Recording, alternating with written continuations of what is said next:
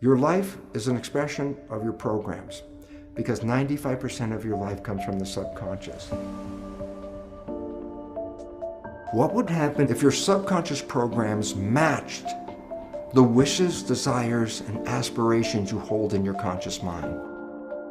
Twice a day, your brain is prepared to download information, and this is where you can reprogram your subconscious mind. The conscious mind, being creative, can learn from reading a self-help book, going to a lecture, watching a movie. The conscious mind can learn from something as simple as, aha, I just figured it out. So the conscious creative mind has many different ways of downloading information. But the two minds are not connected in the sense that if the conscious mind learns something, does it mean that the subconscious mind has learned this as well? And the answer is absolutely not.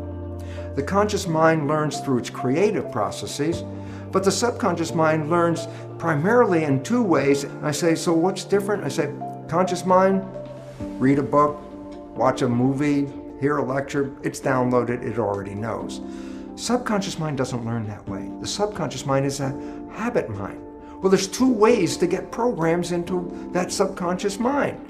Number one was the way we downloaded information into the subconscious mind in the first 6 or 7 years of life, and that is this. The subconscious mind is operating at a vibrational frequency of theta, which is hypnosis. So it says, oh, yes, you can download information straight into the subconscious if your mind is in a state of hypnosis. So that's one way of acquiring a program. I said, well, the first 6 or 7 years, that brain of a child is predominantly operating in theta hypnosis. But now you're older, now what do? I go, well, here's an interesting fact.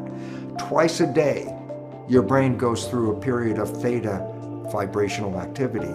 Twice a day, your brain is prepared to download information through hypnosis. I say, well, when does that occur? Well, remember, there are vibrational frequencies that ramp up. When you're sleeping, you're at the lowest vibrational frequency called delta. As you start to wake up, but you're not fully awake, that's twilight reverie. That's where you're just waking up and everything. You're still in a dream world. You're in the real world. You're mixing the two. That's a period called theta. So you go from dead sleep, delta. As you begin to wake, the vibrations start to go up and you're in theta. So there's a period of theta where hypnosis can occur. But as you get more awake, theta gets to a higher vibration. Alpha, that's calm consciousness. You're just waking up. You're doing your routine chores of getting ready to leave the house. And by the time you're getting ready to go to work or at work, your brain ramps from alpha, calm conscious, to beta, which is the active consciousness that we usually engage in the busy world in which we live. Well, then you come back home. Well, you've been operating in beta at work, and guess what? You come home, you start to calm down, your brain slips into the lower vibrational frequency, alpha, calm consciousness, and as you start to get ready to go to bed, guess what? From alpha, it drops down to theta as you start to fall off to go to sleep. And when you finally are in sleep, you go from theta to delta. So that means as you're going to sleep, as you're going from the alert state to the sleep state, you also pass through theta. So twice a day, your brain is engaged in theta. On the way in waking up, going from delta to higher vibrations, you pass through theta. On the way of going to sleep, you go from higher vibrations to delta and again pass through theta. So twice a day, your brain is in a state where it is in a state of hypnosis theta. And this is where you can use subliminal tapes to reprogram your subconscious mind.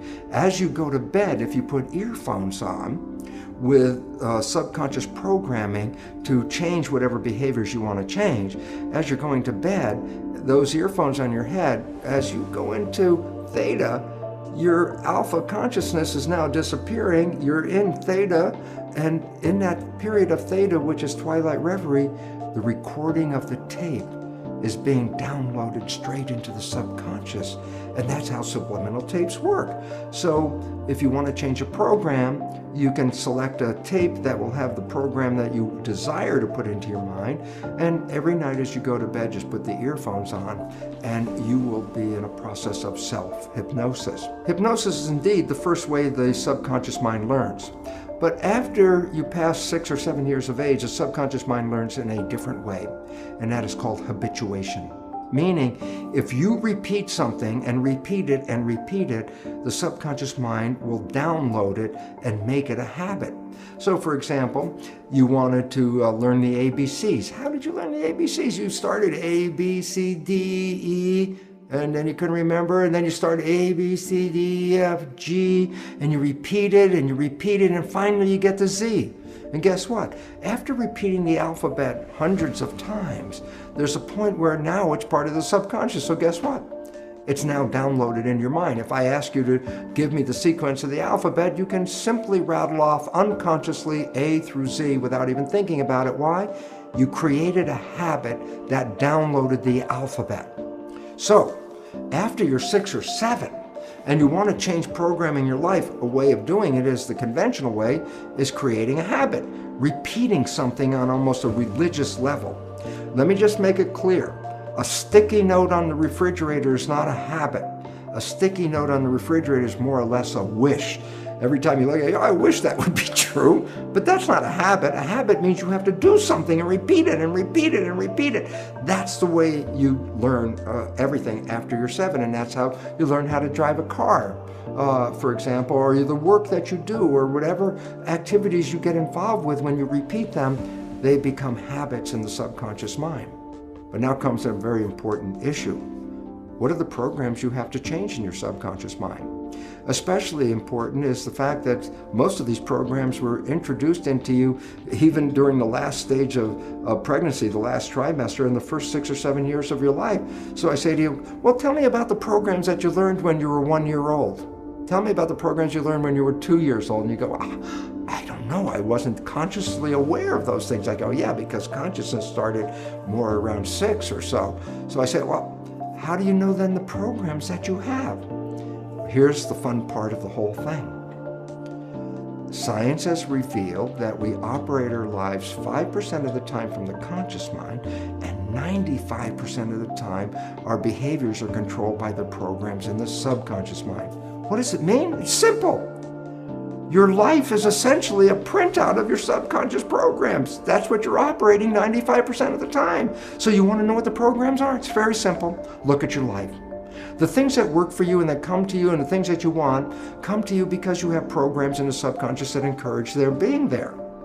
But anything you struggle with, anything you have to work hard at, anything you put an effort into, you're doing that because you're trying to overcome a program of limitation that is preventing you from going there. So all you have to do is look at your life and say, hey, what works for me works because I already have programs to support that. What I'm struggling with in life, I'm having a problem with because I have subconscious programs that do not encourage that behavior. So right away you automatically know, what behaviors do you want to change? They're the ones that you have difficulty with. Okay, how do you change them? Well, you can use self-hypnosis, the subliminal tapes. You could change them by creating new behavioral habits that you repeat every day religiously, changing the old behavior and rewriting it live every time, saying, no, don't do it that way. No, don't do it that way. Talking to yourself and saying, that's not what I want. This is what I want. And you constantly repeat this to yourself. Guess what? Habit will inevitably change that program and put it into the new program. So now we're down to a very fundamental understanding of life. And that fundamental understanding of life is this.